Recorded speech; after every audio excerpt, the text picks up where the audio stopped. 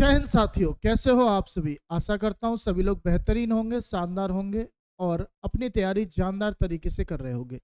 मैं राजीव यादव एक बार फिर से आपका स्वागत करता हूँ आज के सेशन में, जिसमें हम आपको सभी को कल बता चुके हैं कि हमने एक सीरीज स्टार्ट की है जिसका नाम है PYQ सीरीज, जो कि एसएससी के सभी एग्जाम्स के लिए होने वाली है।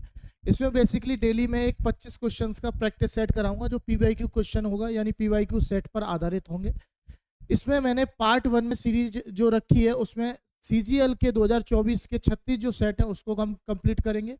इसके बाद पार्ट 2 में हम 2023 के CGL के जो सेट हैं उसको करेंगे और पार्ट 3 में हम CHSL के 2024 के सेट। इस तरीके से 4 से 5 पार्ट हम लोग कंप्लीट करेंगे, जिसमें PYQ की काफ़ी अच्छे अच्छे क्वेश्चन रिपीट हो जाएंगे।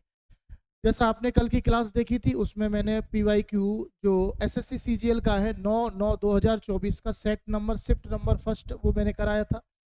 आज हम सेम करेंगे 9/9/2024 के सेकंड शिफ्ट का पेपर करेंगे और इसमें टोटल जो क्वेश्चन है वो 25 है, आप सभी को पता है। इस सीरीज की खासियत ये है कि ये सीरीज करने के बाद में आप कंफर्म हो जाएंगे कि आपके नंबर 50 में से 50 आने ही आने हैं। कंफर्म ऐसे हो जाएंगे कि मैं जो भी क्वेश्चन कराऊंगा उसको पूरे डिटेल में कराएंगे, उस पर कैसे कैसे सवाल बन सकते हैं ये बताएंगे और उसमें किस तरीके के सवाल पूछे जाते हैं ये भी बताएंगे। तो एक तरीके से ये है कि 25 क्वेश्चन करने का मतलब है कि एक बार पूरा मैथ का रिवीजन आपका हो सकता है। तो ज़्यादा समय बर्बाद ना करते हुए, ज़्यादा समय वेस्ट ना करते हुए, आज पार्ट 1 में जो है वो 36 सेट हम करा रहे हैं CGL के, और आज हम कराने वाले हैं 9/9/2025, यानी ये 25 गलत डल गया, इसको हम 24 कर देंगे मेरे भाई। 9/9/2024 के शिफ्ट सेकंड का सॉल्यूशन। तो ज़्यादा समय ना बर्बाद करेंगे, पहला क्वेश्चन आपकी स्क्रीन पर देख रहे हैं ये आने वाला है। पहला क्वेश्चन बड़ा ही बेहतरीन और टाइम स्पीड टाइम स्पीड कह रहा हूँ, टाइम एंड वर्क का बड़ा ही बेहतरीन क्वेश्चन है। कह रहा है पाइप M, N और S एक टैंक को क्रमशः 25, 50 और 100 मिनट में भर सकते हैं। प्रारंभ में पाइप N और S को 10 मिनट के लिए खुला रखा गया और फिर पाइप N को बंद कर दिया गया और उसकी जगह M को खोल दिया गया। टैंक में अति प्रवाह होने से 15 मिनट पहले, अति प्रवाह होने का मतलब होता है कि टैंक भरने से पहले, अति प्रवाह मतलब फ्लो होने से पहले, वाटर फ्लो होने से पहले पाइप S को बंद कर दिया जाता है। यदि तीनों पाइप इस पैटर्न में कार्य करें तो टैंक को भरने में कितना समय लगेगा। बेसिकली बहुत इजी क्वेश्चन है, सिंपल सवाल है, लेकिन कुछ बच्चे इसमें दिक्कत कर देते हैं जिनको लैंग्वेज से परेशानी होती है, जो ज़्यादा लैंग्वेज पढ़ने में थोड़ा सा जिन्हें प्रॉब्लम होती है। ठीक है, आइए सबसे पहले समझेंगे बेसिक तरीके से। पहले मैं बेसिक सॉल्यूशन बता देता हूँ।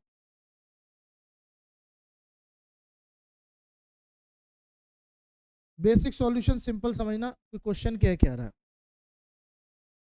क्वेश्चन मेरे भाई कह रहा है कि 3 नल हैं, एक M है, एक N है और एक S है। ये नल जो है वो टंकी को क्रमशः इस तरीके से भरते हैं कि पहला जो है वो 25 मिनट में, दूसरा जो है वो 50 मिनट में, तीसरा जो है वो 100 मिनट में। तो आप बेसिकली करते क्या है मेरे भाई, आप ऐसे करते हैं कि इनका ले लेते हैं एक एलसीएम, इनका ले लेते हैं एलसीएम। जैसे इसका एलसीएम 100 आ रहा है, ये जो 100 है ना, ये कैपेसिटी ऑफ टैंक है, यानी कि टैंक की क्षमता है। ये मान सकते हैं कि टैंक में इतने लीटर पानी आता है, ये आप मान सकते हैं। ठीक है, क्लियर है। आप कहोगे जी सर कोई दिक्कत नहीं। तो अगर मेरे भाई ये 25 मिनट में 100 पानी भर रहा है तो 1 मिनट में 4 भरेगा, और अगर ये 50 में 100 भर रहा है तो आप सीधा कह सकते हैं कि सर 1 मिनट में 2 भरेगा, जबकि ये 1 मिनट में 1 भरेगा। यानी इनकी क्षमता निकल के आ गई, एफिशिएंसी निकल के आ गई। ये 4 भरता है, ये 2 भरता है, ये 1 भरता है। यहाँ तक कोई समस्या होनी नहीं चाहिए क्योंकि बेसिक सवाल है। यहाँ तक आगे मैं बात करूंगा मेरे भाई।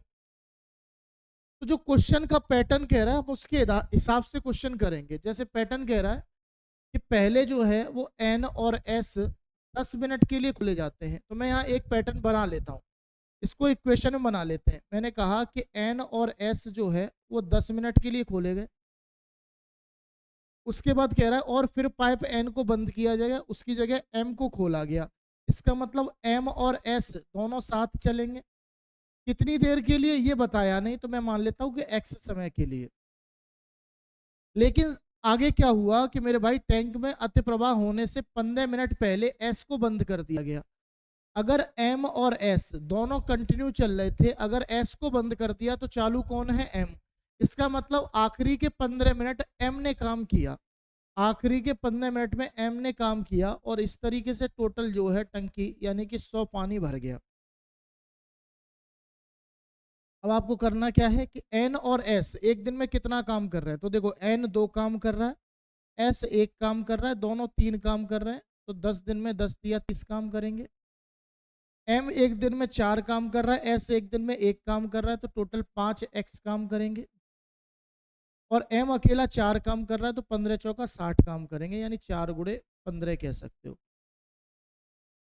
तो यहाँ से मैंने देखा कि 5x, देखो ये 60 है, ये 30 है, 90 हो गया, माइनस होगा 10, यानी x की जो वैल्यू आएगी वो 2 आ जाएगी।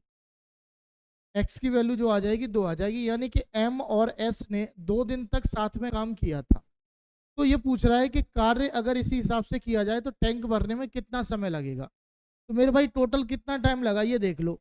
आप कहोगे सर 10 दिन यहाँ पर लग गए, 2 दिन यहाँ पर लग गए, और 15 दिन यहाँ पर लग गए, तो टोटल जो टाइम आया वो कितना आ गया? 27 दिन का आ गया। यही मेरा क्या है? ऑप्शन आंसर है, यानी कि ए इज करेक्ट आंसर। क्लियर है मेरे भाई? बातें समझ में आई होंगी। अब आप कहोगे सर क्या ऐसे ही करना पड़ेगा? तो मैं कहूँगा नहीं, ऐसे नहीं है, ये केवल सीखने के लिए एक मेथड है। करना आपको ऐसे है, देखो अगर मैं कहूँ कि एम जो है वो 25 में भर रहा है, एन जो है 50 में भर रहा है, जबकि एस जो है वो 100 में भर रहा है, तो आप यहाँ पे सीधा सीधा कह पाएंगे मेरे भाई कि टोटल कैपेसिटी 100 की आएगी। ये एक बार में 4 भरेगा, ये एक बार में 2 भरेगा, ये एक बार में 1, यानी इतना तो आपको करना ही करना है, इतना तो कंपलसरी है भाई, करना ही करना है। अब लेकिन क्या था, उससे ये कह रहा था कि एम और मतलब स्टार्ट किससे कर रहा था, यहाँ पर देखो खुद देखो कि एन और एस जो है वो 10 मिनट के लिए खुला रखा जाता है। तो एन और एस को 10 मिनट के लिए खुला रखा गया। भाई एन जो है वो 1 मिनट में 2 भर रहा है, जबकि एस 1 मिनट में 1 भर रहा है, यानी दोनों 3 भर रहे हैं 10 मिनट तक। तो टोटल कितना भर देंगे? 30 भर देंगे। इसके बाद जो है वो एम एन बंद कर दिया गया, एम और एस को खोला गया। तो एम और एस की बात बाद में करेंगे, लेकिन ये कह रहा है कि आखिरी के 15 मिनट में केवल एम ने काम किया। भाई एम जो है वो 1 मिनट में 4 भरता है, तो 15 मिनट में जो भरेगा वो 60 भरेगा। तो आप यहाँ पर कहेंगे कि ये यहाँ पर 90 काम कंप्लीट हो गया, यानी 90 टंकी भर गई। तो अगर 90 भर गई तो बची कितनी? 10। अब ये 10 किसने भरी होगी? ये 10 बीच में एम और एस ने भरी होगी। अगर एम 4 भर रहा है, एस 1 भर रहा है, तो कुल मिलाकर 5 के हिसाब से कितने समय में 10 भरेंगे? तो आप कहोगे यहाँ पर समय आएगा 2 का।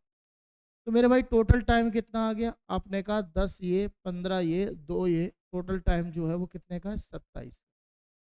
आप ऐसे कर सकते हैं पेपर में। इस तरीके से क्या है कि आपको हो सकता है कॉपी पेन उठाने की जरूरत ना पड़े, आप बिना कॉपी पेन उठाए सवाल का आंसर लेके आ जाओ। नेक्स्ट क्वेश्चन देखेंगे, क्वेश्चन नंबर 2 आपके सामने क्या कह रहा है। क्वेश्चन नंबर 2 कह रहा है कि एक व्यक्ति प्रति माह 16,000 रुपये कमाता है और अपनी आय का 80% खर्च करता है और शेष राशि की बचत करता है। यदि उसकी आय में 20% और खर्च में 10% की वृद्धि की जाती है तो उसकी बचत में प्रतिशत वृद्धि। देखो इसको मैं आपको 2 तरीके बताने वाला हूँ, इसके मैं आपको 2 तरीके बताने वाला हूँ। पहला मेथड यहाँ पर बताएंगे और दूसरा मेथड हम यहाँ पर बताएंगे। दोनों ही मेथड बेहतरीन है, शानदार है, कोई एक सीख लेना, ठीक है, कोई एक मेथड सीख लेना, दोनों ही बेहतरीन मेथड है। अब देखो सिंपल करना क्या है कि ये कह रहा है कि कोई व्यक्ति है वो अपनी आय का 80% खर्च कर रहा है। 80% का मतलब होता है मेरे भाई, 80% का मतलब होता है 4/5। 4/5 में ये कहना चाहूंगा कि अगर उसकी इनकम मेरे भाई 5 है, तो वो जो खर्च कर रहा है वो 4 खर्च कर रहा है, जबकि बचत कर रहा है केवल 1 की। खर्च मेरे भाई 4 कर रहा है, जबकि बचत कर रहा है केवल कितने की? 1 की। आप कहोगे जी सर कोई दिक्कत नहीं।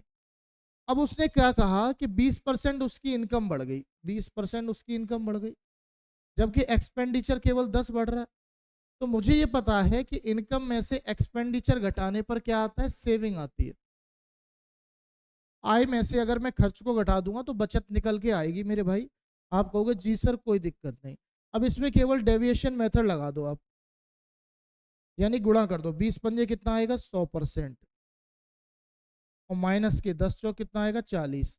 माइनस क्यों किया? क्योंकि इनकम माइनस एक्सपेंडिचर बराबर सेविंग होता है, तो यहाँ कितना आएगा 60%, और 60% एक की वैल्यू है, यानी कि मेरे भाई जो उसकी सेविंग बढ़ेगी वो कितनी बढ़ेगी 60% बढ़ जाएगी। बड़े इजी तरीके से आंसर निकाल सकते हो, बहुत ही आसान तरीके से मेरे भाई आंसर निकाल सकते हो।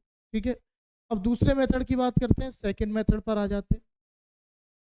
सेकंड मेथड में हमें लिखना है कि इनकम, एक्सपेंडिचर और सेविंग। ठीक है, कोई डाउट नहीं है।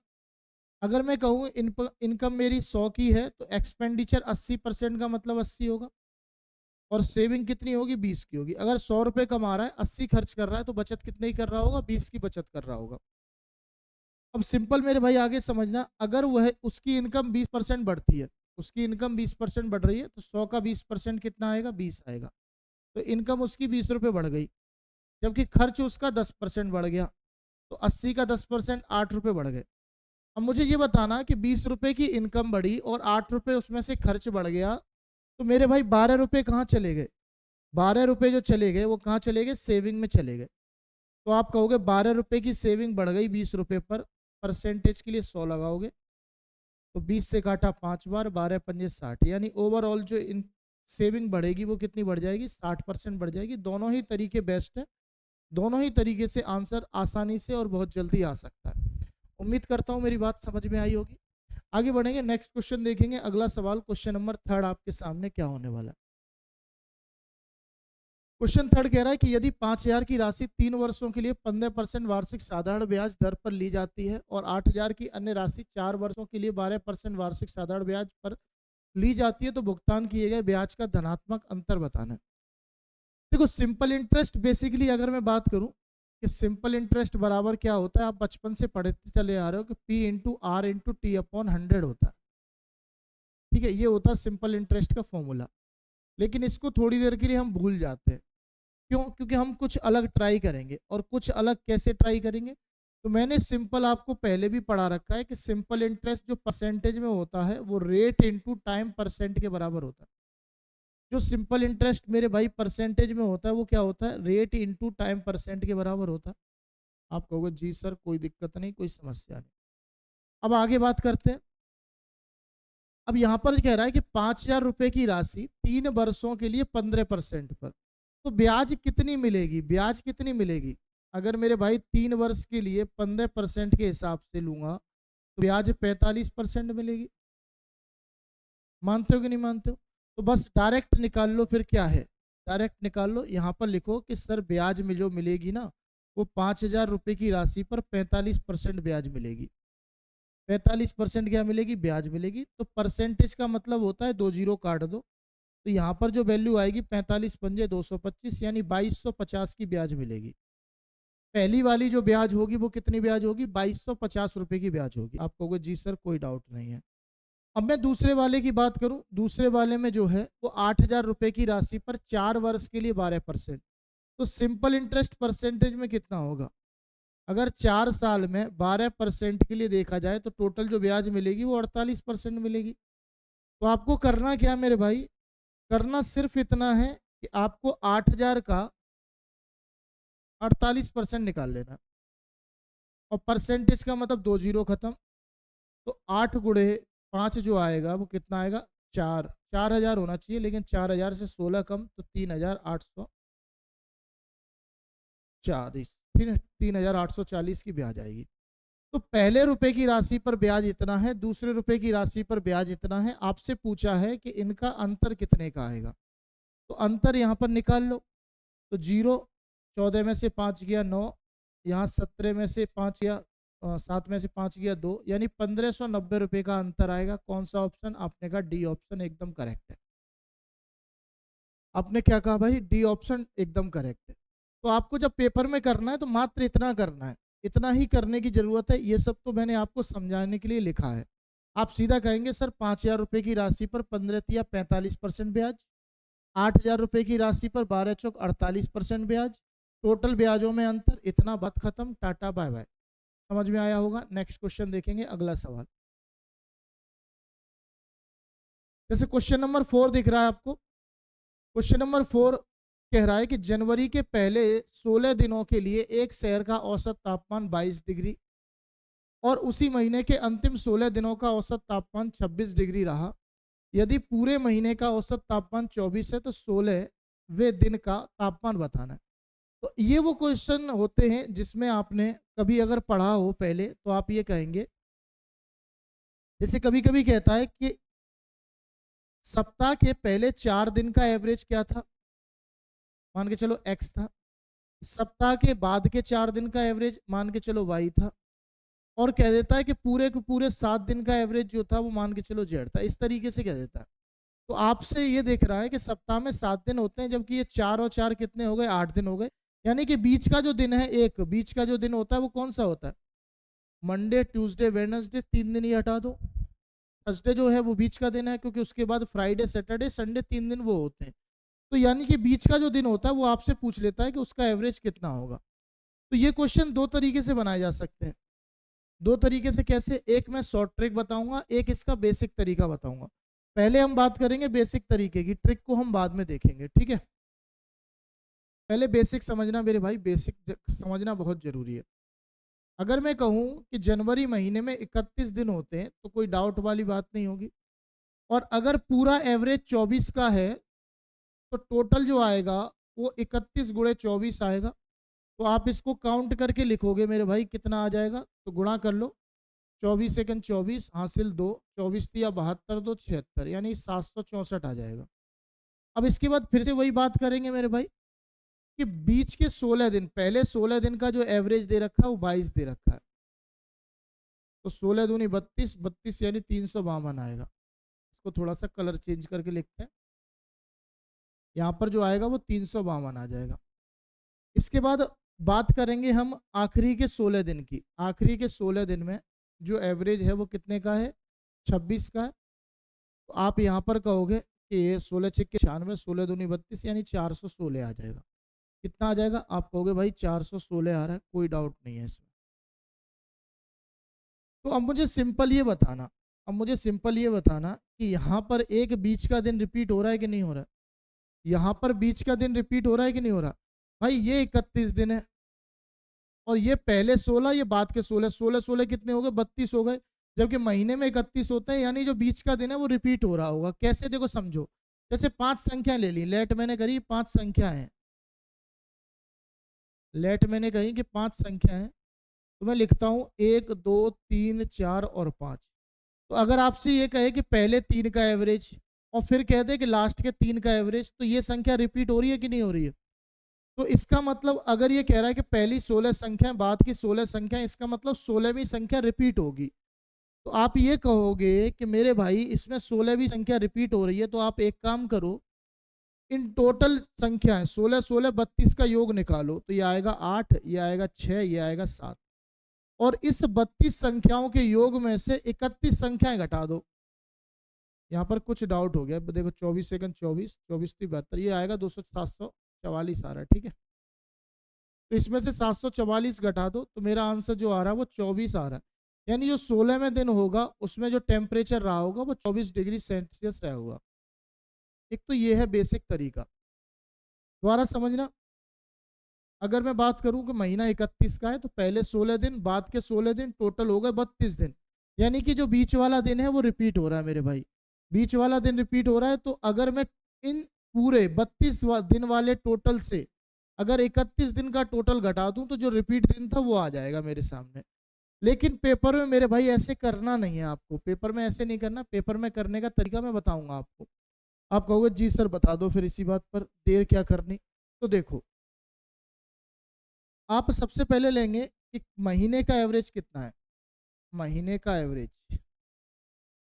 चलो मैं डायरेक्ट लिख देता हूँ, समझना, बस समझ लेना, ठीक है। जैसे महीने का एवरेज कितना है 24, और इसमें पहले 16 दिन का एवरेज कितना है 22। तो पहले 16 दिन का एवरेज 2 कम है, पहले 16 दिन का एवरेज 2 कम है, यानी 32 की कमी है। ध्यान से देख के चलना, क्योंकि एक स्टेप में सवाल खत्म हो जाएगा। टोटल जो एवरेज है वो 24 है, जबकि पहले 2 दिन का एवरेज 32 है। तो एवरेज में जो कमी है वो 2 की कमी है। तो मैंने कहा 16 दूनी 32 कम हो गया। जबकि बाद के 16 दिन का एवरेज 26 है, यानी इसमें 2 की वृद्धि है, तो टोटल जो है वो 32 ज़्यादा है। तो अगर ये 32 कम है, ये 32 ज़्यादा है, यानी ओवरऑल जीरो का इफेक्ट पड़ेगा, कोई अंतर नहीं आएगा। किसमें नहीं आएगा? एवरेज में और जो कॉमन दिन है उसमें। यानी जितना कॉमन दिन का एवरेज होगा उतना ही आपका टोटल पूरे महीने का एवरेज होगा, यही आपका आंसर होगा। जो एवरेज होगा वही आपका आंसर हो जाएगा, अगर यहाँ पर इफेक्ट जीरो का पड़ रहा है तो। समझ में आ गई होगी बात। नेक्स्ट क्वेश्चन पर आएंगे। नेक्स्ट क्वेश्चन नंबर 5 देखो, कह रहा है एक वस्तु का अंकित मूल्य उसके क्रय मूल्य से 26% अधिक है, यदि 32% की छूट दी जाती है तो हानि बतानी है, कुल मिलाकर कितने की होगी। अब ये क्वेश्चन एक तरीके से आपने परसेंटेज में पढ़ा होगा। कहता है कि कभी किसी संख्या का मान इतना बढ़ा दिया गया, फिर उसका मान इतना कम किया गया, आप बताओ कितने की कमी आई या कितने की वृद्धि हो गई। समझ में आ रही है? यानी कि पहले उसने अंकित मूल्य क्या होता है, क्रय मूल्य से वैल्यू ज्यादा रखना ही तो अंकित मूल्य होता है। तो पहले तो उसने मूल्य से 26% वैल्यू बढ़ा दी और फिर 32% कम कर दी। तो इसके लिए 2 तरीके हैं आपके सामने करने के। कौन कौन से तरीके? अगर एक बढ़ा दे और एक कम कर दे तो आप डायरेक्ट लगाना कि x minus y minus x y बटे 100। दूसरा आप ये करना कि भाई सक्सेसिव मेथड लगा देना।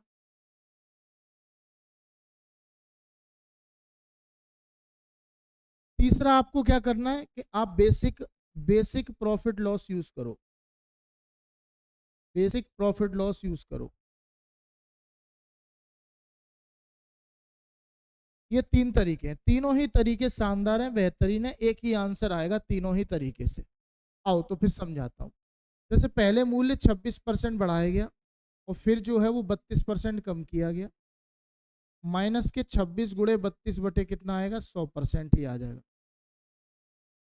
तो आपने यहाँ पर देखा कि 26 में से 32 गया तो माइनस के 6% आएगा, और 26 गुणे 32 जो होता है मेरे भाई कितना होता है, तो 26 दूनी 52, 26 थी 78, 78 5 83, यानी 832 होता है। और 100 का भाग करूंगा तो 2 नंबर बाद पॉइंट आ जाएगा, माइनस माइनस प्लस हो जाएगा, यानी ये आएगा 14.832%। तो अगर नेगेटिव आ रहा है इसका मतलब 14.32% की कमी आ रही है। अगर नेगेटिव आ रहा है तो 14.32% की क्या आ रही है, कमी आ रही है। कोई दिक्कत नहीं आएगी, ऐसे ही आंसर बता दोगे। अब सक्सेसिव मेथड की बात करी जाए मेरे भाई, तो सक्सेसिव को एक बार देख लो, ध्यान से देखना। पर पहले 26% बढ़ा रहा है तो 100 से कितना कर रहा है, 126। फिर 32% कम कर रहा है तो आप कहोगे 100 से कर रहा है सर 68, 32 को कम करके 68। तो यानी ओवरऑल 10,000 रुपये जो है वो कितना बना रहा है मेरे भाई, 10,000 जो है वो कुल मिलाकर कितना बना है। इनका गुणा कर लेंगे तो देखो, अगर मैं 12 में गुणा करता हूँ ना तो 12 सत्ते 84, 840 में से 12 दूनी 24 कम होगा तो 12 सत्ते 84, 8400 में से कम हुआ तो मेरे भाई ये आ रहा है, यानी 8400 में 158 और जोड़ दो तो या 84 यानी 8568 आ जाएगा। कितना आ जाएगा, 8568 आ जाएगा। ठीक है, गुणा करके देख लेना, कोई डाउट नहीं है, इतना ही आ रहा होगा मेरे हिसाब से। तो मैं ये कहूंगा कि टोटल जो कमी है वो 1432 की कमी आ रही है 10,000 पर। परसेंटेज के लिए 100 लगा दिया तो यहाँ पर 2 जीरो से 2 जीरो कट गए, 2 जीरो से पॉइंट आ गया, यानी 14.32% की क्या आ जाएगी, कमी आ जाएगी। तब भी वही आंसर आया जो पहले आ रहा था। 2 मेथड हो गए। अब तीसरा बेसिक मेथड देखो, प्रॉफिट लॉस में बेसिक मेथड समझ लेते हैं, बेसिक भी जरूरी है। जैसे मैं कहूँ कि मेरे भाई अगर सीपी मेरा 100 था तो एमआरपी जो है वो 26% बढ़ गया, यानी कितना हो गया, 126 हो गया। ठीक है, 126 ही लिखा रहने देते हैं। अब इस पर जो डिस्काउंट दे रहा है वो 32% का डिस्काउंट दे रहा। तो 32% का डिस्काउंट का मतलब सीधा सीधा है कि 126 रुपए की वस्तु जो है वो 68% में बिक जाएगी। तो यहाँ से पॉइंट हटाओगे, 2 नंबर बाद पॉइंट लगाओगे, गुणा करने पर ये आएगा 8.8568। ठीक है नहीं, यानी आ जाएगा 85.68%। तो एसपी जो आया वो 85.68% आ गया, यानी कि 100 से जो कमी आ रही है वो 14.32 की कमी आ रही है, और इतने ही परसेंट का क्या हो जाएगा, लॉस हो जाएगा। तो आपने 3 तरीके देखे एक क्वेश्चन को करने के, तीनों ही तरीके बेहतरीन है, शानदार है, तीनों में ही एक ही आंसर आ रहा है, कोई अंतर नहीं है तीनों तरीकों में। ठीक है, ये तरीका सिंपल है। देखो एक बार फिर से रिपीट करा देता हूँ। बेसिक में करना क्या है आपको, बेसिकली आपको मानना है कि 100 रुपये का मेरे भाई सीपी था, इसमें एमआरपी जो है वो इससे 26% ज़्यादा है तो 126 है, इस पर वो 32% का डिस्काउंट दे रहा है, यानी वस्तु जो बिक रही है वो 85.68 में बिक रही है। तो अगर 100 रुपये की वस्तु 85.68 में बिक रही है तो आप कहोगे सर लॉस हो रहा है, कितने का, 14.32 का। इसी को परसेंट में कन्वर्ट करोगे तो इतना ही परसेंट आएगा। चलो नेक्स्ट क्वेश्चन देखेंगे, अगला सवाल क्वेश्चन नंबर 6 आपके सामने क्या कह रहा है। 6 कह रहा है कि वरुण और संदीप ने एक कार रेस के लिए एक ही बिंदु से एक ही दिशा में और एक ही समय में इतने मीटर लंबाई से एक वृत्ताकार ट्रैक पर क्रमशः इतने की और इतने की चाल से शुरुआत की, कितने समय बाद पहली बार फिर से मिलेंगे। तो देखो ऐसे सवालों में जब भी ये कहते हैं कि कितने समय बाद मिलेंगे, तो ऐसे क्वेश्चनों में बेसिकली वो टाइम देता है, टाइम देता है कि ये पर्टिकुलर इतने समय में एक चक्कर लगाता है, ये पर्टिकुलर इतने समय में एक चक्कर लगाता है। तो आप उन टाइम का एलसीएम निकाल के बता देते हो तो इतने देर बाद ये मिलेंगे। लेकिन यहाँ पर टाइम नहीं दिया मेरे भाई, क्या दे रखी है, स्पीड दे रखी है, तो आप टाइम निकाल लो। तो पहली बात तो ये मीटर में है तो इसको भी मीटर पर सेकंड में कन्वर्ट करोगे। 90 जो होता है वो 18 गुणे 6 होता है, 18 गुणे 5 होता है। तो 5 गुणे 5 जो आएगा वो कितना आएगा, 25 मीटर पर सेकंड आएगा। ऐसे इसको करो, 18 छिक्के होता है तो 5 छिक्के 30 मीटर पर सेकंड आएगा। ठीक है, तो अब मुझे करना क्या है, मुझे निकालना है टाइम। तो पहला टाइम जो आएगा कि 1635 मीटर की दूरी तय कर रहा है, कितने की स्पीड से, 25 की स्पीड से। और जो दूसरा टाइम आएगा वो 1635 की दूरी कवर कर रहा है, कितने की स्पीड से, 30 की स्पीड से। अब मुझे बेसिकली ये क्वेश्चन अगर टाइम के रूप में देता तो मैं क्या निकालता, T1 और T2 का एलसीएम। T1 और T2 का क्या निकालता, एलसीएम निकालता, और मेरा आंसर आ जाता। तो कभी भी फ्रैक्शन का एलसीएम निकालते हैं तो हम क्या करते हैं, न्यूमरेटर का एलसीएम और डिनोमिनेटर का एचसीएफ निकाल लेते हैं। तो 1665 का एलसीएम 1635 ही आएगा, सॉरी 1635 था, जबकि 25 और 30 का एचसीएफ कॉमन क्या है, 5 कॉमन है। तो आप कहोगे सर जो आंसर होगा मिलने का, जो समय होगा मिलने का वो 327 सेकंड होगा। कौन सा ऑप्शन, बी ऑप्शन, यानी 327 सेकंड बाद वो फिर से मिल जाएंगे। समझ में आई होगी बात। आगे बढ़ेंगे, नेक्स्ट क्वेश्चन देखेंगे, अगला सवाल क्वेश्चन नंबर 7 कह रहा है कि यदि एक बेलन की त्रिज्या इतनी और ऊंचाई इतनी है तो बेलन का आयतन, देखो आयतन बताना है, वॉल्यूम बताना है, और पाई की वैल्यू 22/7 है। तो आप चेक कर लो कि 11 का मल्टीपल कौन सा है, वही आपका आंसर होगा। देखो 11 का मल्टीपल कैसे चेक करते हैं कि अल्टरनेट संख्याओं का सम करके डिफरेंस करते हैं। जैसे यहाँ पर कहोगे 8 2 10 और 7 4 11, तो डिफरेंस 0 या 11 आना चाहिए। यहाँ पर 11 था और यहाँ पर 10 था, क्या अंतर 0 या 11 है, आपने कहा नहीं है, तो ये तो आंसर होगा नहीं। ये 10 और ये 12, तो 12 और 10 का अंतर क्या 0 या 11 के बराबर है, नहीं है, तो ये भी आंसर नहीं है। यहाँ पर 7, यहाँ 10, और 10 और 7 का अंतर क्या 0 या 11 के बराबर है, नहीं है। यहाँ पर 2 और 1 3, 8 और 6 14, 14 और 3 का अंतर क्या 0 या 11 के बराबर है, आप कहोगे 11 के बराबर है, यही आपका आंसर होगा। तो अगर मेरे भाई कभी भी मेंसुरेशन का क्वेश्चन आ जाए तो आप 11 का मल्टीपल चेक करो, क्योंकि हर फॉर्मूले में पाई तो आता ही आता है, और पाई आ रहा है तो पाई की वैल्यू 22/7 भी आएगी, और 22 आएगा तो 11 का मल्टीपल आपको चेक करने को मिलेगा ही मिलेगा। बाकी आप बेसिकली भी सॉल्व कर सकते हो। बेसिक में इसको बस एक कंसेप्ट आपको पता होना चाहिए कि आखिरकार वॉल्यूम ऑफ सिलेंडर क्या होता है। वॉल्यूम ऑफ सिलेंडर होता है πr²h। तो बस वैल्यू पुट करनी थी, बाकी कुछ भी था नहीं इस सवाल में। पाई की वैल्यू 22/7 थी, आर का मान 8 था तो स्क्वायर करूंगा 2 बार गुणा, और एच की वैल्यू 14 थी तो 7 से काटा 2 बार। ठीक है, 8 गुणे ऐसे कर लो, 8 8 64, 64 दूनी 128, तो ये आएगा 22 गुणे 128। तो 22 अट्ठे कितना होता है, तो आप कहोगे 176 हासिल 17, 22 दूनी 44, 44 और 17 कितना होगा 61 हासिल 6, 22 एकन 22 और 6 28, यानी आपका जो आंसर आएगा वो 2816 आंसर आएगा। कौन सा ऑप्शन, आपने कहा डी ऑप्शन पहले ही बता रखा है। उम्मीद कर रहा हूँ समझ में आई होगी बात। नेक्स्ट क्वेश्चन पे जाएंगे, अगला सवाल क्वेश्चन नंबर 8। अब जैसे ये क्वेश्चन आ रहा है, यदि एक्स वाई के व्युत्क्रमानुपाती है, यानी एक्स जो है वो इनडायरेक्टली प्रोपोर्शनल है वाई के, तो अगर मैं कांस्टेंट मानता हूँ, इक्वेशन बनाता हूँ, तो मैं सीधा कहूंगा एक्स बराबर होगा के अपॉन वाई, जहां पर के जो है वो कांस्टेंट वैल्यू है। के जो है वो क्या है, कांस्टेंट वैल्यू है रेसिप्रोकल हटाने के लिए। तो इसने कहा कि वाई अगर 6 है, एक्स 2 है, अगर एक्स 2 है मेरे भाई और वाई अगर 6 है, तो के की वैल्यू जो आएगी वो कितनी आ जाएगी, 12 आ जाएगी। ठीक है, अब फिर से फॉर्मूला यूज करेंगे। अगर एक्स 3 है, के कितना आया, 12 आया, तो वाई का मान पूछ रहा है, तो मेरे भाई वाई की वैल्यू जो होगी वो कितनी होगी, 4 होगी। आपने कहा कौन सा ऑप्शन, तीसरा ऑप्शन एकदम करेक्ट। तो बहुत ही इजी सवाल होते हैं, आसान क्वेश्चन होते हैं। अगर आप प्रैक्टिस करेंगे तो फिर ये चीज़ें डायरेक्ट भी कर पाएंगे। डायरेक्ट आप कनेक्ट कर पाओगे तो समय बचेगा। ठीक है, जाहिर सी बात है समय आपका बचेगा ही बचेगा। क्वेश्चन नंबर 9 कह रहा है कि 15.75 सेंटीमीटर त्रिज्या वाले एक वृत्त से 11 सेंटीमीटर की चाप लंबाई वाला त्रिज्यखंड काटा जाता है, तो इस त्रिज्यखंड का क्षेत्रफल बताना है आपको, कितना होगा। तो देखो सिंपल सी बात है मेरे भाई, पहले सवाल समझ लेते हैं क्या कह रहा है आखिरकार ये।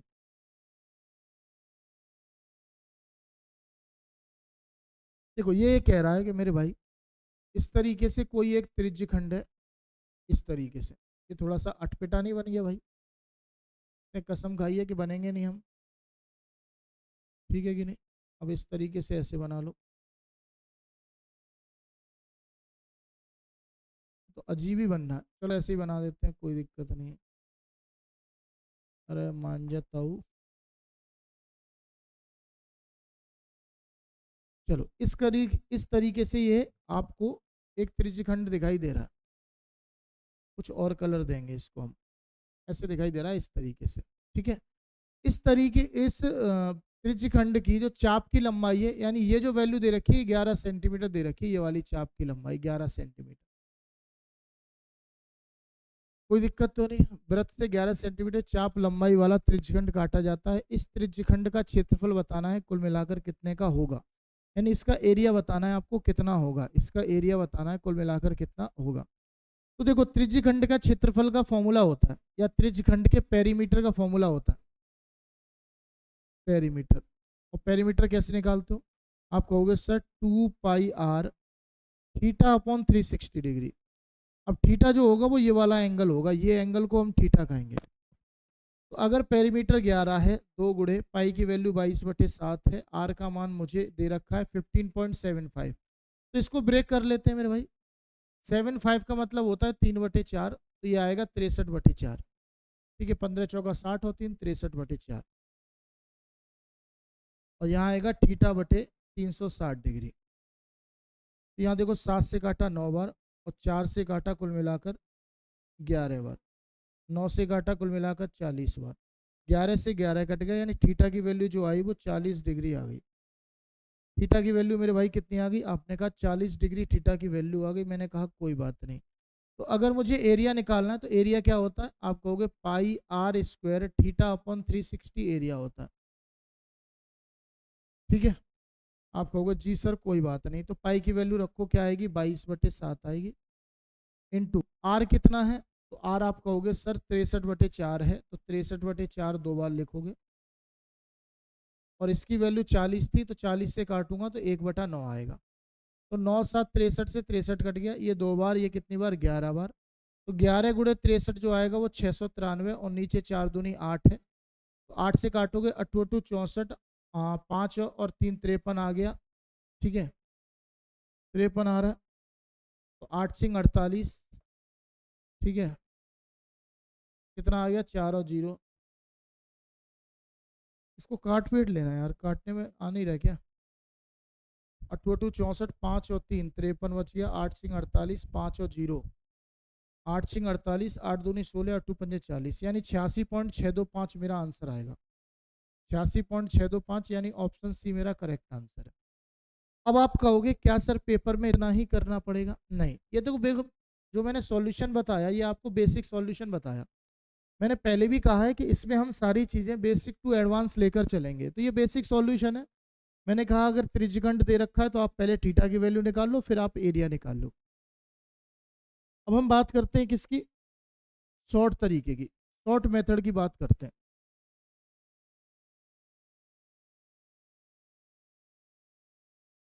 देखो शॉर्ट मेथड समझना कि अगर मैं किसी भी त्रिज्यखंड के पेरीमीटर और एरिया के रेशियो की बात करूं, तो पेरीमीटर होता है 2 पाई r और थीटा बटे 360, और जबकि मेरे भाई एरिया जो होता है, एरिया जो होता है आप सीधा लिख सकते हैं कि एरिया सर जो होगा वो पाई r² थीटा बटे 360 होगा। तो यहाँ पर देखो थीटा बटे 360 ये कट गया, पाई से पाई ये कट गया, और आर से आर कट गया, यानी कि इनका रेशियो जो होगा वो 2:r के बराबर होगा। किसके बराबर होगा, 2 रेडियस के बराबर। यानी ये अगर 1 होगा तो ये रेडियस बाई 2 होगा, ये अगर 1 होगा तो ये रेडियस बाई 2 होगा, ऐसे कह सकते हो आप। तो मुझे करना क्या था, बेसिकली ये रिलेशन याद रखना है बस आपको, इसमें और कुछ करना ही नहीं है, ये रिलेशन याद रखना है मेरे भाई बस। अगर ये रिलेशन याद है तो डायरेक्ट एग्जाम में आंसर निकाल लोगे। कैसे करोगे, तो एक का मान दे रखा था 11 और यहाँ पर आर की वैल्यू दे रखी थी, आर की वैल्यू कितनी दे रखी थी, तो आपने कहा 63/4 वैल्यू थी, 63/8 हो जाएगी। ठीक है, आर की वैल्यू कितनी दे रखी थी, आपने यहाँ पर निकाला था कि आर जो दे रखा है वो 15.75 दे रखा है, और यहाँ से मुझे पता है कि 75 का मतलब होता है 3/4, तो ये आएगा 63/4। तो आर की वैल्यू अगर 63/4 है तो ये हो जाएगा 63/8। अगर एक का मान 11 है तो इसका भी गुना 11 गुना कर लो, तो आंसर आएगा 693/8। तो आप इसको डायरेक्ट निकाल सकते थे कि मेरे भाई 86.625 मेरा आंसर आएगा। ये इसका सबसे बेस्ट और शानदार तरीका होने वाला है, और यही आपको करना है पेपर में भी, जबकि इसका बेसिक तरीका ये आपके सामने मैंने लिख रखा है। इसमें क्या है, आपको बहुत सारी कैलकुलेशन करनी पड़ेगी, बहुत सारी दिक्कतों का सामना करना पड़ेगा, थीटा की वैल्यू निकालनी पड़ेगी, फलाना ठिकाना करना पड़ेगा। लेकिन इसमें हमें ना तो थीटा की वैल्यू निकालने की जरूरत है, ना कुछ करने की जरूरत है। डायरेक्ट हम जानते हैं कि पेरीमीटर और एरिया का जो रेशियो होता है वो 1:r/2 होता है, 1:r/2 होता है। अगर ये 11 दिया है तो आपको सीधा सीधा रेडियस में चार मतलब किसका भाग करना है, 2 का भाग करना है। तो रेडियस 63/4 थी, तो 2 का भाग करते ही 63/8 हो गई। आंसर गिराए गुणा करते ही आ गया 86.625 के बराबर। चलो नेक्स्ट क्वेश्चन देखेंगे। अगला सवाल जो है आपके सामने क्वेश्चन नंबर 10, कह रहा बिंदु P और S रेखाखंड QR के एक ही और इस प्रकार है कि एंगल PQR 90 है, एंगल SRQ 90 है, तो PQ बराबर SRK है, तो सही कथन बताना है। ये क्वेश्चन मार्क क्यों दिया है भाई, ये यहाँ ट्राइंगल होना चाहिए, क्वेश्चन मार्क क्यों दे रखा है, ये ट्राइंगल है सारे के सारे।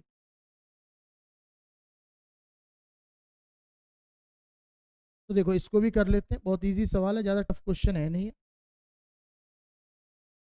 बेसिकली समझना कि दो ट्राइंगल है मेरे पास, अरे ट्राइंगल कहाँ कह रहा है ये कह रहा है कि एक लाइन है क्यू आर, एक लाइन है मेरे पास क्यू आर, ठीक है, एक लाइन है मेरे पास क्यू आर, इसके एक ही साइड दो पॉइंट है, एक पॉइंट यहाँ पी है, एक पॉइंट यहाँ पर एस है, ठीक है, दो पॉइंट है, एक पी है और एक एस है। ये कह रहा है कि ये भी 90 डिग्री का कोण बना रहा है और ये भी 90 डिग्री का कोण बना रहा है, यानी कि ये भी 90 डिग्री कोण बना रहा है, ये भी 90 डिग्री कोण बना रहा है। सिंपल समझना, ठीक है मेरे भाई। अब इसने क्या किया कि इस प्रकार है कि ये भी 90 है, ये भी 90 है, तो सही कथन बताना है, सही कथन बताना है, कथन बताना है तो क्या बताओगे।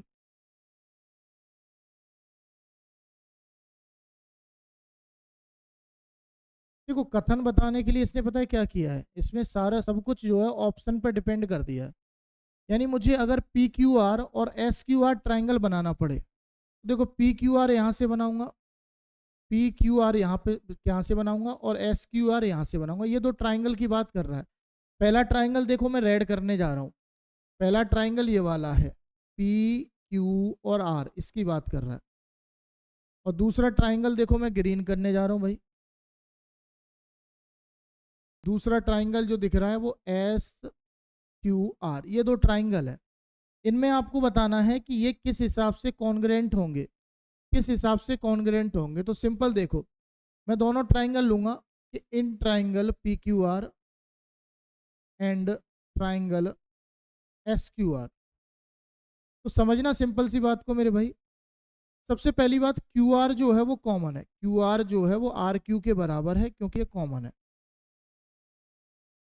ठीक है, ध्यान रखना, अगर मैं क्यू आर को ऐसे जोड़ रहा हूँ इस ट्राइंगल के लिए, तो मुझे आर एस को आर क्यू को ऐसे लिखना पड़ेगा इस ट्राइंगल के लिए, क्योंकि यहाँ बेस सी जो है वो एक पॉइंट है ये वाला। इस एंगल के हिसाब से क्यू आर ये होगी, जबकि यहाँ पर आर एस आर क्यू होगी। ठीक है, इसलिए मैंने लिखा। अब हम बात करेंगे दूसरी कि ये साइड इसके बराबर है, यानी कि पी क्यू जो है वो बराबर है एस आर के। ये जो है गिवन है, आपको दी हुई है। और तीसरी बात, आपको एंगल दे रखा है कि पी क्यू आर जो है वो बराबर है एंगल एस आर क्यू के, क्योंकि ये 90 डिग्री के कोण है। तो मेरे भाई मैंने कहा कि साइड एंगल साइड, दो साइड के बीच का एंगल, दो साइड के बीच का एंगल, तो इसको मैं कहता हूं साइड साइड एंगल साइड। दो साइड के बीच का एंगल साइड एंगल साइड। तो साइड एंगल साइड वाली कहाँ कहाँ है? ये तो गलत है, देखो सिंपल सी बात है, ये तो गलत है दोनों। यानी कि मेरे जो आंसर होंगे वो साइड एंगल साइड वाले आंसर होंगे। कौन से आंसर होंगे? साइड एंगल साइड वाले आंसर होंगे, सिंपल सी बात है। अब दूसरी बात, कौन सा आंसर है ये समझना है। तो मेरे भाई देखो, अगर मैं ट्राइंगल की बात करूं, जैसे मैंने ट्राइंगल पी क्यू आर लिखा और इसको कॉन्ग्रेंट प्रूव करूंगा ट्राइंगल के, तो देखो अगर मैं बात करूं पी क्यू की, पी क्यू, तो पी क्यू किसके बराबर था? एस आर के बराबर। तो यहां पर पी क्यू के सामने एस आर आना चाहिए। समझ में आ गई बात? और फिर मैं अगर क्यू आर की बात करूं तो क्यू आर किसके बराबर था? आर क्यू के। तो क्यू आर के सामने मेरे भाई आर क्यू आना चाहिए, तो एस आर क्यू आना चाहिए। एस आर क्यू इस ऑप्शन में, यानी बी ऑप्शन मेरा भाई करेक्ट होगा। थोड़ा सा ट्रिकी क्वेश्चन है, थोड़ा सा चैलेंजिंग सवाल है, अक्सर ये सवाल गलत हो जाता है बच्चों से, पर कोई बात नहीं, आज के बाद आपसे गलत नहीं होगा। क्वेश्चन नंबर 11 पे आते हैं। ये सिंपल क्वेश्चन है, बेसिक है। ये ए क्यूब माइनस बी क्यूब दे रखा है और अपॉन में ए माइनस बी दे रखा है। तो A cube minus B cube होता है A minus B, A square plus A B plus B square, और अपॉन में दे रखा है ए माइनस बी। तो ए माइनस बी से ए माइनस बी कटेगा, यानी A square plus B square plus A B मेरा आंसर होगा। तो अगर ए मैं साइन ए कहता हूं और बी को मैं कॉस ए कहता हूं, तो मेरे पास बनेगा कि साइन स्क्वायर ए प्लस कॉस स्क्वायर ए और प्लस के साइन ए कॉस ए, यही बनेगा। इसकी वैल्यू कितनी आती है? तो 1, 1 plus sign A cos A मेरा क्या होगा? आंसर होगा। ये बहुत इजी क्वेश्चन था, आसान सवाल था, आप बेसिकली ये क्वेश्चन कर पाओगे। ठीक है, चलो अगला सवाल देखते हैं, क्वेश्चन नंबर 12। ये कहता है जब ये संख्या को 9 से विभाजित किया जाता है तो वास्तविक विभाजन किए बिना शेषफल बताना है, कुल मिलाकर कितना होगा। तो देखो 9 का रूल, डिविजिबिलिटी रूल, ये कहता है कि अंकों के योग में भाग करने पर जो शेष बचता है वही पूरी संख्या को भाग करने पर शेष बचता है। अंकों का योग मतलब जो 9 बन जाएगा वो हटाते जाओ, जो 9 बन जाएगा वो तो डिवाइड हो ही जाएगा, तो उसको हटा दो। जैसे ये 9 है तो डिवाइड हो ही जाएगा, हटा दिया। 5 और 4 9 हो गया, हटा दिया। 7 और 2 9 हो गया, हटा दिया। 8 और 1 9, तो 1 बच गया। तो 3 और 1 कितना आ रहा है? 4। क्या 4 में 9 का डिवाइड जाएगा? नहीं जाएगा। तो रिमाइंडर जो बचेगा वो क्या बचेगा? 4 बचेगा। Option A is the right answer. ठीक है, एक स्टेप में खत्म कर सकते हो। क्वेश्चन नंबर 13 देखो, यहाँ पर पाई चार्ट पर आधारित सवाल है। कह रहा नीचे दिए गए पाई चार्ट आदित्य द्वारा किए गए जाने वाले खर्च को दर्शाता है। आदित्य की मासिक आय दे रखी है, वो भोजन पर कितना खर्च करता है। तो भोजन जो है मेरे भाई कहाँ पर है? 3rd नंबर पे है, यानी 23%। टोटल पैसा कितना कमाता है? 54,000। तो 54,000 का मेरे भाई कितना निकालना है? 23% निकालना है। और परसेंटेज का मतलब 2 जीरो हटा दो, तो मेरे भाई 540 गुणे 23 मेरा आंसर होगा। 23 का टेबल आता होगा, 23 चौका 92, हासिल कितना? 9। 23 पंजे 115 और 9 124, तो 12,420, यानी option A is the right answer. बहुत इजी क्वेश्चन था, आसान सवाल था। क्वेश्चन नंबर 14 कह रहा है कि A cube plus B cube plus C cube minus 3 time of A B C. नीचे है A square plus B square plus C square, A B B C C A. तो मैं सीधा कहूंगा कि इसका आंसर जो आएगा वो ए प्लस बी प्लस सी आएगा, यानी कि 8.3 प्लस 9.2 प्लस 6.1, तो 3 2 5 1 6 और 8 8 16, 16 और 7 कितना होता है? 23। तो टोटल जो मेरा आंसर होगा 23.6 आंसर होगा। अब आप कहोगे जी सर आपने किया तो सही होगा, जाहिर सी बात है आंसर भी सही होगा, लेकिन आया कैसे? तो आओ देखो, एक फॉर्मूला होता है, एक फॉर्मूला होता है जब आप अलजेब्रा पढ़ोगे तो उसमें फॉर्मूला पढ़ोगे कि अगर मेरे भाई A cube plus B cube plus C cube minus 3 ABC हो, तो ये हमेशा बराबर होता है कि A plus B plus C bracket में A square plus B square plus C square minus के ए बी माइनस के बी सी माइनस के सी ए। ठीक है, तो अगर मुझे ये बटे ये करना पड़े, इसको मैं नीचे लेके आऊँ, अगर मैं इसको नीचे लेके आऊँ तो मैं यही तो कहूँगा कि A cube plus B cube plus C cube minus 3 time of A B C बटे में आ जाएगा A square plus B square plus C square minus के ए बी माइनस के बी सी माइनस के सी ए और बराबर हो जाएगा A plus B plus C के। तो ये जो क्वेश्चन दे रखा है वो इस फॉर्म में दे रखा है, ये फॉर्म दे रखी है, देखो A cube B cube C cube minus 3 ABC, यही है। यहाँ पर A square B square C square minus A B minus B C minus C, यही दे रखा है। तो इसकी जो वैल्यू आएगी, इसका जो सॉल्यूशन आएगा वो ए प्लस बी प्लस सी के बराबर आएगा। तो इसका आंसर मैंने यही किया कि तीनों को जोड़कर आंसर ले आया। उम्मीद कर रहा हूँ समझ में आ रहा होगा। बाकी ये सवाल आप कैसे करते हो, वैसे इसके अलावा सॉल्यूशन हो भी नहीं सकता, ये फॉर्मूला बेस्ड क्वेश्चन है, इसके अलावा आप और कोई सॉल्यूशन नहीं कर पाओगे। जब तक आपको इसका फॉर्मूला नहीं पता होगा ये क्वेश्चन पॉसिबल नहीं है कि हो जाए। अगला क्वेश्चन 15 कह रहा है कि मान लीजिए सी एक वृत्त है जिसका केंद्र ओ है और पी सी का एक बाह्य बिंदु है। मान लीजिए पी ए और पी बी जो है वो सी को दो स्पर्श रेखाएं हैं। ठीक है भाई, ए और बी क्रमशः स्पर्शता बिंदु हैं। यदि पी ए और पी बी जो है वो दूसरे से 60 डिग्री के कोण पर अनंत हैं तो पी ओ ए बी कितना होगा? तो ये भी 60 ही होगा, इसमें क्या है। देखो सिंपल सवाल है, मैं समझा देता हूँ। ये कह रहा है कि ये कोई वृत्त है, ये कोई सर्कल है, ठीक है, समझना बात को। ये कोई सर्कल है जिसका ये सेंटर है ओ, जिसका सेंटर क्या है, ये ओ है। ठीक है, कोई दिक्कत तो नहीं? आपने कहा जी सर कोई दिक्कत नहीं। अब ये बेसिक ये कहना चाह रहा है कि कुल मिलाकर यहाँ से कुछ दूरी पर एक पॉइंट है आपका पी, यहाँ से कुछ दूरी पर एक पॉइंट है पी। तो मैंने कहा कोई बात नहीं, मैंने कहा ठीक है पी पॉइंट है। तो अब यही कह रहा है कि दो स्पर्श रेखाएं भी हैं, इस तरीके से यहाँ से दो स्पर्श रेखाएं भी जा रही हैं। ठीक है, दो स्पर्श रेखाएं हम खींचेंगे, ऐसी कोई दिक्कत आने वाली नहीं है। तो एक अगर स्पर्श रेखा ये हो गई तो दूसरी स्पर्श रेखा आप ऐसे खींच लो। ठीक है, तो इसको भी हम सही कर लेंगे, ऐसी कोई तो समस्या आने वाली नहीं है भाई। तो आपने कहा जी सर हो गया, अब आगे बताओ। तो ये पॉइंट उसने दे रखा है, ये ए है, ये बी पॉइंट है, और इसने कह रखा है कि पी ए और पी बी एक दूसरे से 60 डिग्री का कोण बनाते हैं। यानी ये एंगल जो है पूरा का पूरा ये 60 डिग्री का एंगल है। ये एंगल जो है पूरे का पूरा 60 डिग्री का एंगल है। अब समझना बात को, देखो कभी भी दो स्पर्श रेखाएं मेरे भाई, कभी भी दो स्पर्श रेखाएं एक ही बिंदु मतलब एक ही सर्कल की दो स्पर्श रेखाएं किसी पॉइंट पर मिलती हैं तो हमेशा उनकी लंबाई बराबर होती है। और अगर ये लाइन इसको काटती है कभी भी तो ये दो बराबर भागों में डिवाइड करती है, यानी बाइसेक्ट करती है। ये पूरा 60 होगा तो ये भी 30 हो जाएगा और ये भी 30 हो जाएगा, दो बराबर भागों में डिवाइड हो जाएगा। अब एक प्रॉपर्टी और काम करेगी इसमें, और वो प्रॉपर्टी ये कहती है मेरे भाई कि कभी भी किसी वृत्त के केंद्र से स्पर्श रेखा पर खींचा गई लंबाई हमेशा 90 डिग्री का कोण बनाती है। तो अगर ये एंगल 30 का है, ये एंगल 90 का है, तो ये जो एंगल होगा थीटा, ये हमेशा 180 माइनस 90 प्लस 30 के बराबर होगा। तो आप सीधा कहोगे कि 180 माइनस 120, यानी आंसर जो आएगा वो कितना आएगा, 60 डिग्री आएगा। तो कुछ सारी चीज़ें समझाने की मैंने कोशिश करी है, उम्मीद करूंगा आपको समझ में भी आई होगी। अगर समझ में आई हो तो कृपया करके कमेंट जरूर कर देना क्लास के बाद में। ठीक है दोस्त, नेक्स्ट क्वेश्चन देखते हैं। अगला सवाल क्वेश्चन नंबर 16। ये तो देखो सिंपल सवाल है कि tan थीटा की वैल्यू दे रखी है 1/3, आपको sec थीटा की वैल्यू बतानी है, कुल मिलाकर क्या होगा। तो देखो आपको एक राइट एंगल ट्राइंगल में पता होना चाहिए कि ये अगर राइट एंगल, अरे क्या कर रहा है ये, अगर मेरे भाई राइट एंगल ट्राइंगल है कुल मिलाकर एक,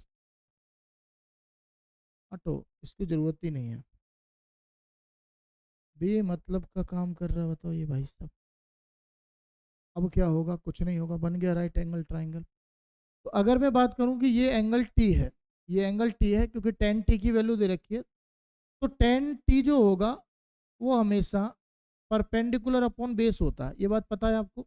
यानी कि ये अगर एक है तो ये कितना होगा, 3 होगा। तो हाइपोटेनस जो होता है वो √1² प्लस 3² होता है, यानी ये आएगा 1 और 3 10, यानी √10 जो आएगा वो हाइपोटेनस आ जाएगा। यहाँ तक कोई डाउट नहीं होता, बच्चों को आराम से कर लेते हैं। लेकिन अब मुझे बताना है कि सेक टी कितना होगा।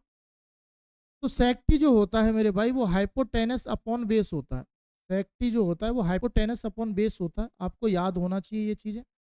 तो हाइपोटेनस कितने का है, √10 का है, और बेस कितने का है, 3 का है। तो √10/3 मेरा ऑप्शन बी करेक्ट आंसर होगा। ठीक है, ऑप्शन बी करेक्ट आंसर होगा। समझ में आ गई बात, कोई दिक्कत कोई समस्या नहीं आनी चाहिए। बाकी इसके लिए आप एक होता है कोई, मतलब बच्चे ट्रिक बताते हैं, मुझे तो खैर बेसिकली इतना याद नहीं है, ट्रिक बताते हैं बच्चे कि इसके लिए मैं कहता हूँ कि सबसे पहला होता है, देखो हम जब पढ़ते थे तो हम पढ़ते थे लाल बटे कक्का। लाम मतलब, एल मतलब लंब, लंब, लंब मतलब परपेंडिकुलर। तो परपेंडिकुलर अपॉन क्या होता है, हाइपोटेनस। आधार मतलब बेस अपॉन हाइपोटेनस, और एल मतलब परपेंडिकुलर अपॉन बेस। ये होता है कुल मिलाकर।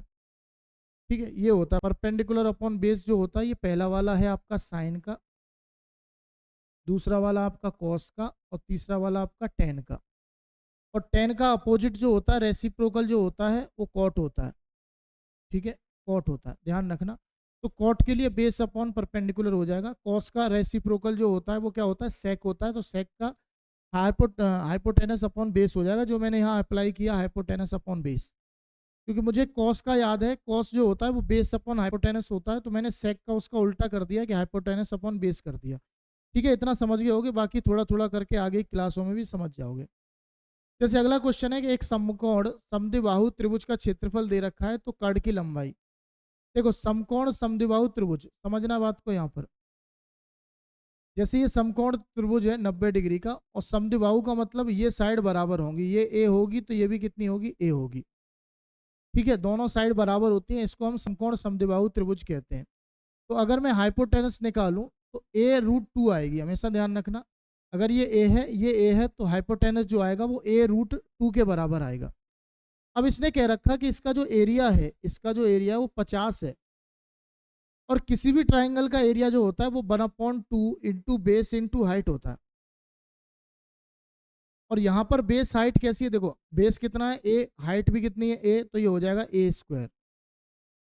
यहाँ मैं लिख देता हूँ, अलग अलग लिख देता हूँ, a इंटू ए, तो ये 50 है, 50 दूनी 100 हो जाएगा, यानी a² की वैल्यू 100 होगी। तो a का मान जो आ जाएगा वो 10 आ जाएगा। यानी ये साइड अगर 10 है तो इसका जो हाइपोटेनस होगा वो 10√2 होगा। कौन सा ऑप्शन आपने कहा, सी इज द राइट आंसर। ठीक है, बहुत बेसिक सवाल होता है ये, बेसिकली बच्चों को याद रहता है कि अगर किसी भी राइट एंगल ट्राइंगल की दो साइड इक्वल है तो तीसरी साइड जो होगी वो उनके √2 टाइम गुणे के बराबर होगी। क्वेश्चन नंबर 18 देखो, यहाँ पर इसी बात पर कह रहा है, वर्तमान में ए की आयु बी की आयु की 3 गुनी है, सी बी से 5 वर्ष बड़ा है, ए बी सी की आयु का योग 75 वर्ष है। 5 वर्ष पहले ए की आयु का अब से 3 वर्ष बाद ए की आयु से अनुपात बताना है, कुल मिलाकर कितने का होगा। अच्छा क्वेश्चन है, बेहतरीन सवाल है ये। देखो क्वेश्चन को समझना, क्योंकि अच्छा क्वेश्चन है, इसको थोड़ा सा ट्रिक से, एक एक छोटे से लॉजिक से सॉल्व कर देंगे हम। ये कह रहा वर्तमान में ए और बी की आयु, वर्तमान में ए और बी की बात कर रहा है, तो ए की आयु बी की आयु की 3 गुनी, यानी ये अगर 1 है मेरे भाई तो ये 3 होगा प्रेजेंट में। ठीक है, कोई दिक्कत नहीं। आपने कहा जी सर कोई बात नहीं। ये कह रहा है सी बी से 5 वर्ष बड़ा है और तीनों की आयु का योग 75 है। देखो मेरी बात समझना, एक लॉजिक का जो यूज करने वाला हूं वो समझना, पकड़ना बात को, कि अगर मैं कहूं कि सी बी से 5 वर्ष बड़ा ना होता, सी बी के बराबर होता, सी बी के बराबर होता, तो तीनों की एज जो है वो 5 कम होके कितनी हो जाती, 70 हो जाती। अगर मेरे भाई सी बी 1 अनुपात के बराबर होता, ये इसके बराबर ही होता, तो एज में जो अंतर आता टोटल में वो कितने का आता, 5 का, क्योंकि ये 5 वर्ष ही तो बड़ा था। अगर ये मैं इसको बराबर कर दूं, उसके 5 साल छोटा कर दूं, तो 5 कम आएगा, कितना आएगा, 70। तो मुझे पता चलेगा कि अनुपात में इन सब का योग जो है वो 5 यूनिट के बराबर है, जबकि योग जो है वो कितना है, 70 है। तो एक यूनिट की वैल्यू जो आएगी वो कितनी आ जाएगी, 14 आ जाएगी, 14 आ जाएगी। आप कहोगे जी सर कोई दिक्कत नहीं, यहाँ तक कोई समस्या नहीं। अब क्वेश्चन में जो पूछ रहा है वो निकाल लेते हैं। कहला पहले 5 वर्ष, मतलब 5 वर्ष पहले बी की आयु, तो बी की आयु प्रेजेंट में कितनी है, 14 एकन 14 है। और कुल मिलाकर अब से 3 वर्ष बाद ए की आयु, ए की आयु प्रेजेंट में कितनी है, 42 वर्ष है। तो बस जो कह रहा है वो कर दो, खत्म सवाल, टाटा बाय बाय हो गया भाई इसका। तो अब कह रहा है अब 5 वर्ष पहले बी की आयु, तो बी की आयु 5 वर्ष पहले कितनी होगी, 9 होगी। और जबकि अब से 3 वर्ष बाद ए की आयु, तो 3 वर्ष बाद ए की आयु 45 होगी। दोनों का अनुपात जो आएगा वो 5:1, यही मेरा क्या होगा, आंसर होगा। कौन सा ऑप्शन, अच्छा मैंने मैंने क्या कर दिया ये, अच्छा बी ये था, ए ये था, मैंने उल्टा निकालना था, तो 1:5 आंसर आएगा। ठीक है ना, उल्टा निकालना था, पहले बी का लिखना था बाद में ए का लिखना था। मैंने पहले ए का लिख दिया बाद में बी का लिख दिया, कोई बात नहीं, इसको एक्सचेंज कर देना, 1:5 मेरा आंसर हो जाएगा। उम्मीद कर रहा हूँ बात समझ में आ गई होगी। बहुत ट्रिकी क्वेश्चन है, अच्छा क्वेश्चन है, थोड़ा सा अच्छा सोच लोगे तो आराम से सवाल बन जाएगा। क्वेश्चन नंबर 19 कह रहा है कि त्रिभुज के कोण इस प्रकार हैं कि एक कोण अन्य दो कोणों का औसत है।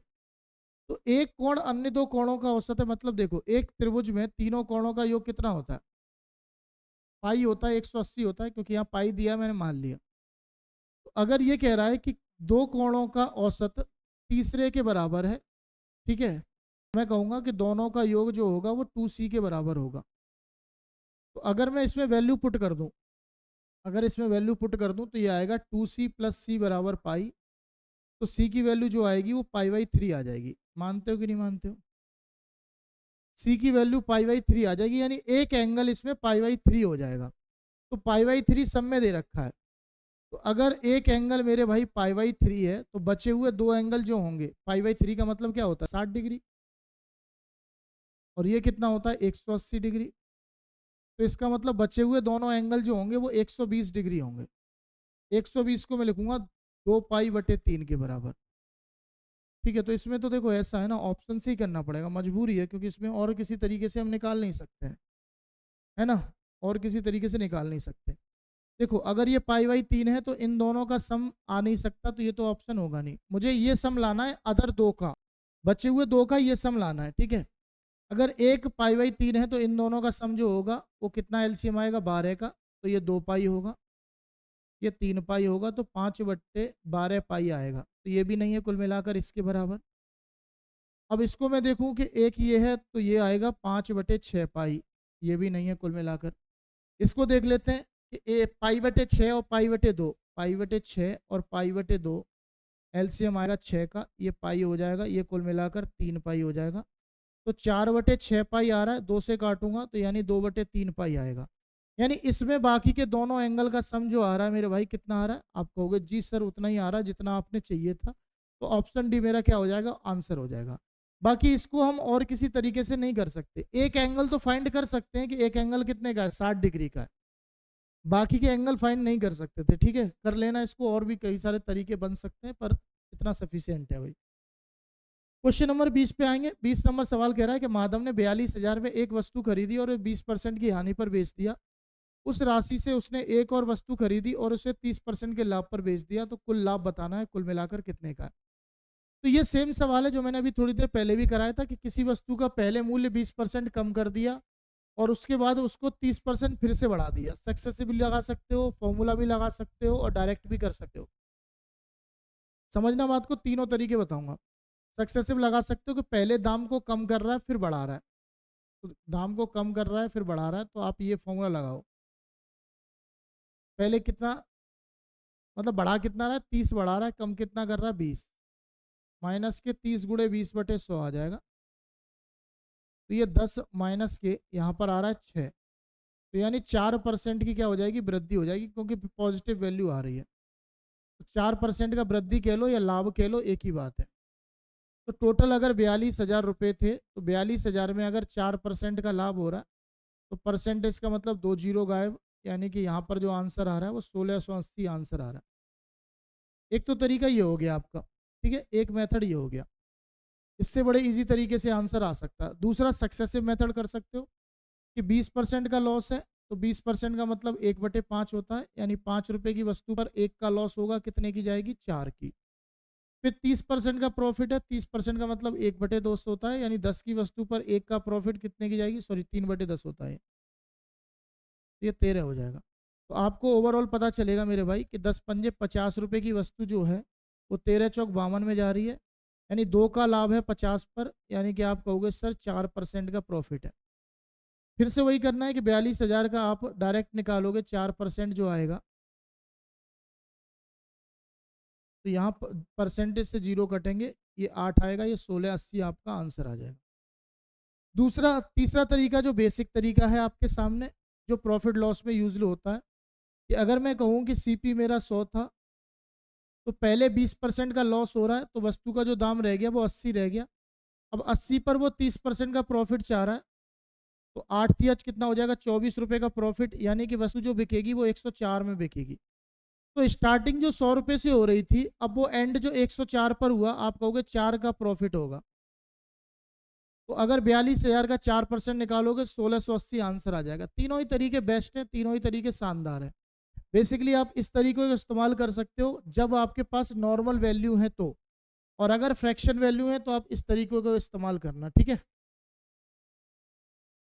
देखो क्वेश्चन नंबर 21 आपके सामने बेसिक सवाल है, इसको पहले डिवाइड करोगे बोर्ड मास के आधार पे, ये आएगा 0.7, ठीक है। फिर मल्टीप्लाई करोगे तो 39 दूनी 78, 78 दूनी 156, तो ये 1.56 आएगा।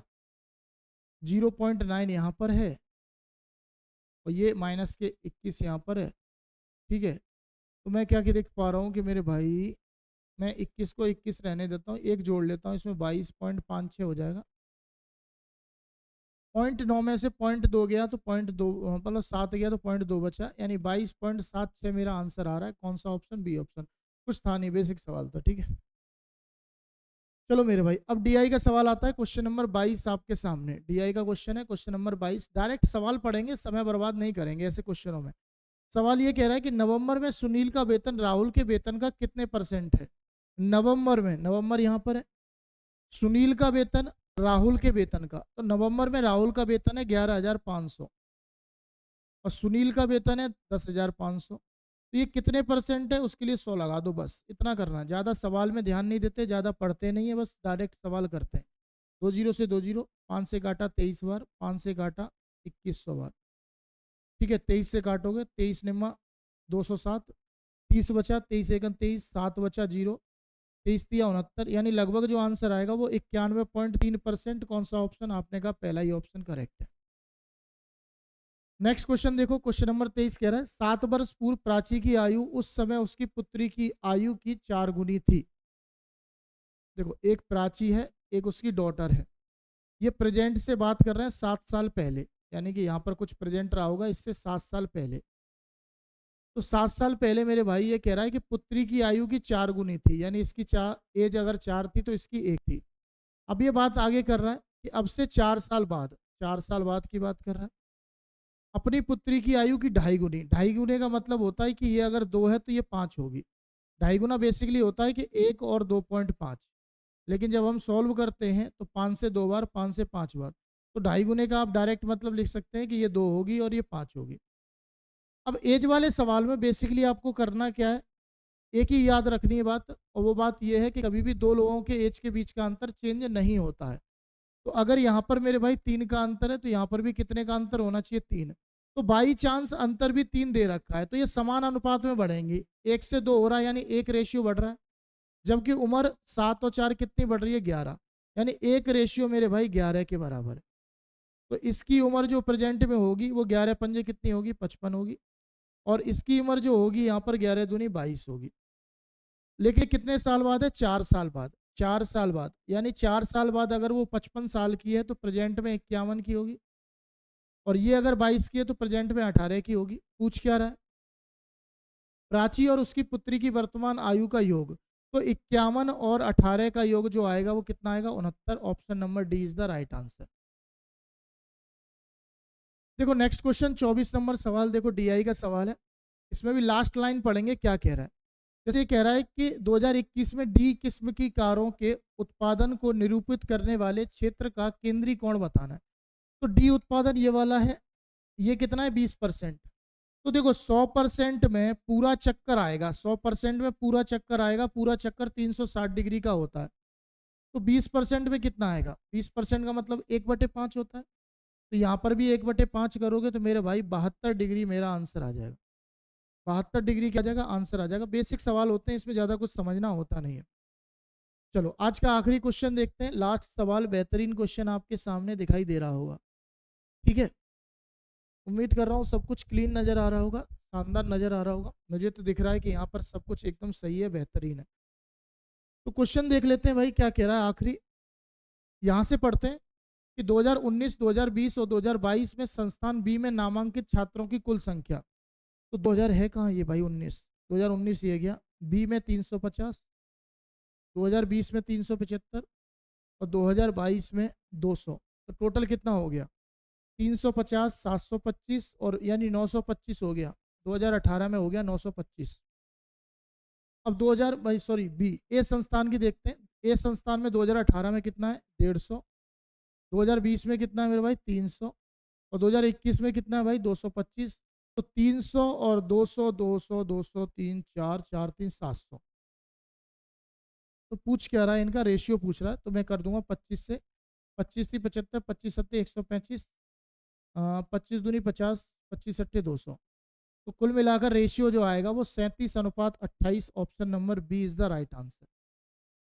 क्लियर है। तो डीआई के सवाल बहुत इजी होते हैं, उनसे घबराना नहीं होता, लेकिन कोशिश करना कि पेपर में डीआई के सवाल एंड में करो, क्योंकि डीआई के सवाल कभी कभी थोड़े से टेढ़े टाइप के आ जाते हैं और वो आपको माइंड को डिस्टर्ब कर सकते हैं।